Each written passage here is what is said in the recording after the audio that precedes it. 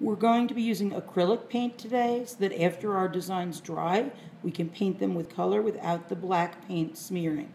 However, you have to be very careful of your clothing when using acrylic paint. It will stain.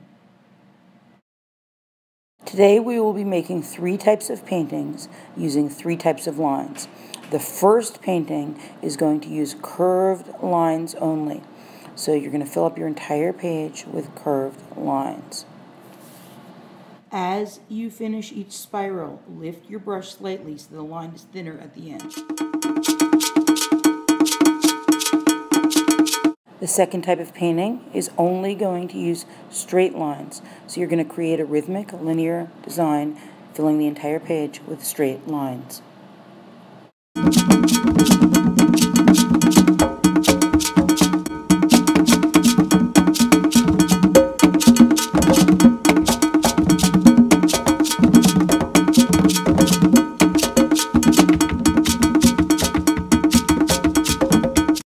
The third type of design will use a combination of curved and straight lines. What you're going to do is fill the page with curved lines and then put straight line designs inside them.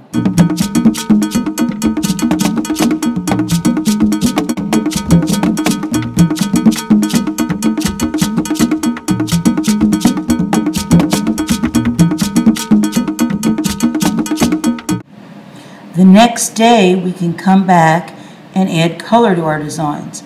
Our first design, the one with the curved lines, we're only going to be adding the warm colors. So I've only given you magenta and yellow. First I'm painting with water, then I'm going to go over it with a little bit of yellow, then I'm going to add more water underneath it to let the colors spread out, and then I'm going to add the magenta. Then I'm going to lift up the paper to let the colors run. I'm going to blot it with a paper towel in certain areas to make them lighter, add more color in certain areas to make them darker. I'm going to lift up my paper to blend the colors by letting them run together, and I'm going to see how many different colors I can make using just magenta and yellow. Only the warm colors today.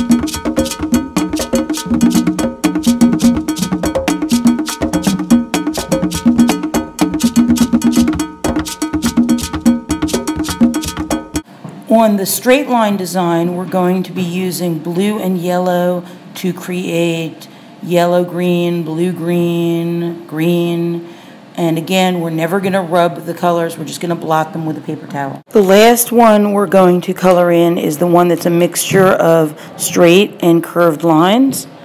We're mixing magenta and blue and using the exact same process of gently blotting the paint.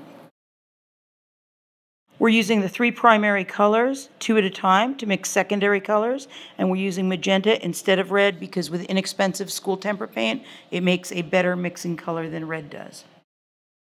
Here are 3 designs, and tomorrow we're going to be cutting them up in order to create our rhythmic line garden. I'm back the next day to make my flower garden. On the back, I've drawn the stem and the leaves on one, the flowers on the second piece, and on the third piece I have drawn the centers of the flowers. Now that I've cut up my shapes, I need to play around with them to create an interesting garden collage. Sometimes they don't look how you expect and you need to rearrange them, cut them, or change them to get the effect that you're looking for as you create your rhythmic line garden.